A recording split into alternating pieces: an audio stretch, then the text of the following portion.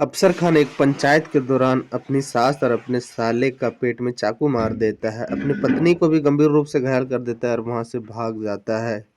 Police जब अगले दिन उसको पकड़ने के लिए जाती है, एक संदिग्ध जगह पे छुपा हुआ था, तो वह पुलिस पे गोली चला देता है। तो पुलिस जवाई कार्रवाई में गोली चलाती है तो अफसर खान को 2 गोली लग जाता है। हॉस्पिटल लेके जाया जाता है अफसर खान को, तो वहाँ डॉक्टर उसे मृत घोषित कर देते हैं। कहानी को पूरा सुनने के लिए वीडियो पर बने रहे। हाँ तो नमस्कार, आप देख रहे थे रियल क्राइम और मैं आपके साथ रंजित साहू।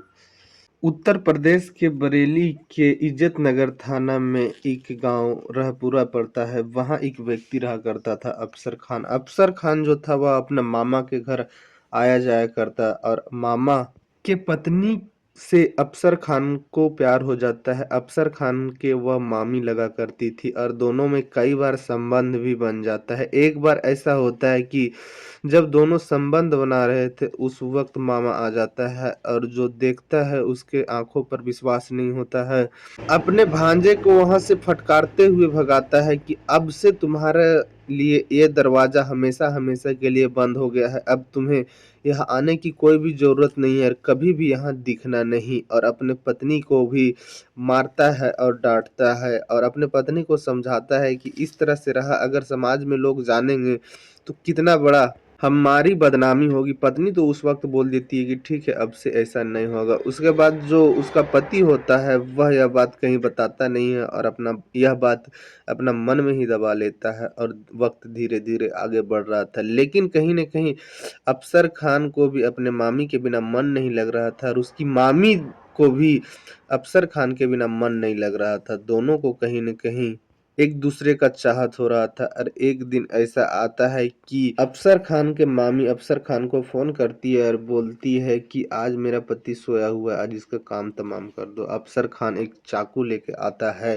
और अपना मामा को देखता है कि सोया हुआ है और उसका गला काट देता है। वहीं तड़प तड़प के उसका मामा का मौत हो जाता है। सुबह के वक्त जब लोग उठते हैं और पता चलता है कि इसका कत्ल हुआ है तो फिर लोगों में अफरा तफरी होता है। पुलिस में यह मामला जाता है और जब पत्नी से पूछताछ किया जाता है और भी लोग देखे हुए थे आते जाते अफसर खान को, तो पुलिस को साफ बता दिया जाता है कि यह जो कत्ल है वह अफसर खान के द्वारा हुआ है। और जब उससे पूछताछ किया जाता है तो वह बताती है कि इसमें इसका पत्नी भी शामिल थी। उसके बाद ये दोनों को अरेस्ट कर लिया जाता है, चाकू को भी बरामद कर लिया जाता है और ये दोनों को जेल भेज दिया जाता है। यह बात 2004 की थी। जो 2004 से यह मामला कोर्ट में चलती है तो 2008 के आसपास में ये दोनों को उम्र कैद का सजा मिलता है और ये दोनों जो पत्नी उसकी और इसका एक भांजा था वह सजा काट रहा था जेल में। अभी 11 साल का वक्त बीत जाता है, 2015 के आसपास वक्त आ जाता है और जो अफसर खान था वह अर्जी लगाता है कोर्ट में कि हमें बेल दिया जाए, इसलिए कि हम 11 साल से जेल में बंद है। उसके बाद उसका अर्जी पास कर दिया जाता है और जो अफसर खान था उसको बेल मिल जाता है। बेल मिलने के बाद वह सीधा अपना गांव चला आता है और गांव में रहने लगता है। लेकिन वह जेल देखा था, वहां हर कुछ देखा था, उसका जो रवैया है वो बदल जाता है। आसपास के लोग को डराना, लड़ाई झगड़ा करना, छोटा छोटा सब बात पे गाली गलौज कर देना वगैरह वगैरह अफसर खान का चालू हो जाता है और वह शराब के आदी भी हो जाता है।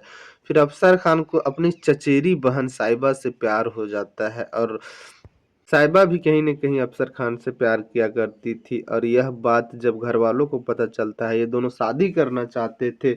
घरवालों भी इसमें ज़्यादा कुछ नहीं बोल पाते हैं और ये दोनों का शादी करा दिया जाता है। 2015 के से 16 के बीच में ये दोनों का शादी होता है और फिर से वक्त धीरे धीरे आगे बढ़ने लगता है। लेकिन जो अफसर खान था वह कमाई धमाई कुछ किया नहीं करता था और वह जेल से जब आया था तो उसको शराब का आदत पड़ गया था। वह शराब पीता, घर पे आता और कोई कमाई धमाई नहीं था, जिस वजह से उसकी पत्नी साहिबा उसे बोला करती थी कि अगर आप नहीं कमाइएगा तो बच्चे हैं उनका गुजारा कैसा कैसे होगा, हम लोग का गुजारा कैसे होगा। जो अफसर खान था वह गुंडागर्दी किया करता था और कभी मजबूरी पड़ता तो वह ई रिक्शा और ऑटो चला लिया करता था। लेकिन उतना से क्या होता, वह शराब के भी आदी हो चुका था, जिस वजह से उसका खर्च भी ज़्यादा था। और यह बात के लेकर अपने पत्नी के साथ वह लड़ाई झगड़ा और मार पिटाई किया करता था। उसकी पत्नी हर बार कि आप नशा छोड़ दीजिए, कमाई कीजिए, लेकिन जो अफसर खान था वह मेहनत मजदूरी करना नहीं चाहता था और इस तरह से वक़्त आगे बढ़ रहा था और जब-जब दोनों में बातचीत, लड़ाई-झगड़ा होता तो अफ़सर खान अपनी पत्नी साहिबा को पीट दिया करता, जिस वजह से उसकी पत्नी भी बहुत चिड़ी हुई रहती, उससे गुस्सा होती, लेकिन वह अब कर भी सकती थी तो क्या कि अगर इसको ऊपर केस कर दें, पुलिस एफआईआर करवा दें तो ये जेल चला जाएगा, फिर हमारा जीवन और ख़राब हो जाएगा। फिर 2018 का वक़्त आ जाता है और साहिबा और अफ़सर खान का एक बेटा पैदा होता है। फिर धीरे-धीरे वक़्त आगे बढ़ता है, 2021 आ जाता है और 2021 में दोनों का एक बार लड़की पैदा होता है। उसके बाद फिर से धीरे-धीरे वक़्त आगे बढ़ रहा था, लेकिन अफ़सर खान के अंदर कोई बदलाव नहीं आ रहा था। वह शराब पीता ही जा रहा था, शराब रोज़ पी के आता और नशे में अपने सास के ऊपर भी कभी हाथ उठा दिया करता, गाली-गलौज कर दिया करता, अपनी पत्नी को मारा-पीटा करता और फिर कमाई नहीं किया करता था, गुंडागर्दी ही किया करता था और धीरे-धीरे फिर वक़्त आगे बढ़ता है। 2025 के आसपास जो साहिबा थी, वह अफ़सर खान को छोड़कर अपना घर चली जाती है। पास में ही उसका घर होता है, बगल में ही वह चली जाती है और अपने घर में रहने लगती है अपने बच्चे के साथ। और जो अफ़सर खान था, वह अपनी पत्नी के पास जाता है और हाथ जोड़ी विनती करता है कि मैं अब तुम्हारे साथ ऐसा नहीं करूँगा, हमें माफ़ कर दो, हमारी गलती को माफ़ कर दो। साहिबा को लगता है कि चलो मेरा पति है भाई, अब सुधर गया होगा, अब इसे ठेस लगा होगा। फिर साहिबा अपने पति अफ़सर खान के घर आती है और फिर से रहने लगती है, लेकिन अफ़सर खान में कोई बदलाव नहीं हुआ था और अफ़सर खान वही शराब पी के आया करता और अब तो और अफ़सर खान को गुस्सा बनने लगा था कि तुम छोटी-छोटी बात पे अपने घर चली गई थी और वहाँ से ही अफ़सर खान को गुस्सा पनपने लगता है। फिर से मार-पिटाई करने लगता है साहिबा को, तो एक बार और ये 2026 में चली जाती है अपने माँ के घर।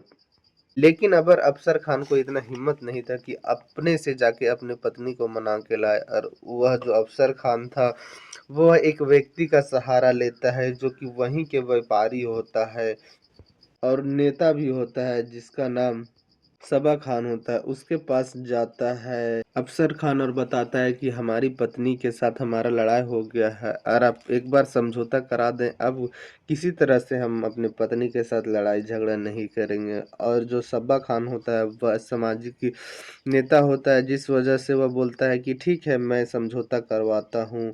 और यह बात 15 मार्च 2026 का है और 16 मार्च 2026 को समझौता के लिए एक छोटा-सा पंचायत रखा जाता है, जिसमें सिर्फ़ सब्बा के घर में ही यह पंचायत था और जो लड़की थी साहिबा, उसकी मम्मी आई हुई थी, भाई आए हुए थे और सब साहिबा थी, इतना ही लोग थे। अब इंतज़ार किया जा रहा था वही अफ़सर खान को। अफ़सर खान आता है और बीड़ी पीते हुए अंदर आता है, सभी लोग के बीच में भी बीड़ी पी रहा था। सबा खान बोलता है कि अब तुम्हें तो शर्म नहीं आता होगा, तुम इतना लोग के सामने अगर बीड़ी पी रहे हो तो घर में क्या करते होगे और अपने पत्नी पर काफ़ी अत्याचार करते होगे तुम। उसके बाद जो अफ़सर खान था वह बीड़ी भुताता है और सबसे माफ़ी माँगता है। उसके बाद सबा खान उसके पत्नी को समझा रहा था कि तुम्हें अपने पति के साथ अच्छा से रहना चाहिए और फिर अफ़सर खान को भी समझाया जाता है, लेकिन इतना में ही फिर से बीड़ी निकालता है अफ़सर खान और पीने लगता है। जो उसका साला होता है वह भड़क जाता है और अपने जीजा जी को बोलने लगता है कि तुम जब यहाँ इतने लोग के बीच में शराब नशा कर रहे हो तो घर में क्या करते हो, वो बहन पे काफ़ी ज़्यादा साहिबा पे अत्याचार करते होगे और अपना चप्पल उतारता है साला और अपने जीजा के ऊपर फेंक देता है और उसका जीजा भी चप्पल उतारता है और अपने साला के ऊपर फेंकता है। यह चीज़ देखने के बाद जो सबा खान थे वह बोलते हैं कि तुम लोग ये को यही सब करना था तो हमें क्यों बुलाए, यहाँ पंचायत क्यों रखे।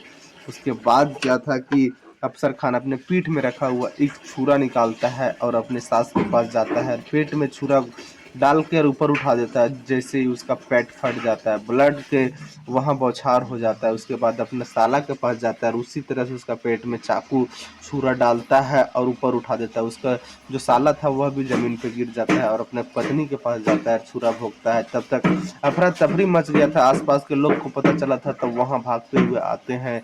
इतना में अफ़सर खान को लगता है कि अब यहाँ से भागना चाहिए। अफ़सर खान वहाँ सबको डराते हुए भागता है, अगर कोई भी मेरा पीछा या सामने आया तो उसको मार देंगे, और वहाँ से भाग जाता है। पुलिस को खबर किया जाता है, पुलिस आती है और जब तीनों लोग को ले जाती है तो उसकी माँ और जो साला था वह दम तोड़ देते हैं, लेकिन उसका पत्नी को हॉस्पिटल में उपचार चल रहा था। इधर पुलिस अफसर खान को पकड़ने के लिए अफसर खान को तलाश कर रही थी। 17 मार्च को पता चलता है कि अफसर खान एक संदिग्ध जगह पे छुपा हुआ है। पुलिस वहां जाती है, अफसर खान को सरेंडर करने बोलती है, लेकिन अफसर खान अपने आप को सरेंडर नहीं करता है, पुलिस के ऊपर गोली चला देता है। जवाई करवारी में पुलिस जब गोली चलाती है अफसर खान के ऊपर, तो उसको 2 गोली लग जाता है, उसे हॉस्पिटल ले जाया जाता है, तो वहाँ डॉक्टर उसे मृत घोषित कर देते हैं। जब आसपास के लोग को पता चलता है कि अफसर खान को मौत हो गया, पुलिस उसे इनकाउंटर कर दिया, तो उधर के लोगों को खुशी भी होता है कि अफसर खान जैसा लोगों के साथ ऐसा ही होना चाहिए था।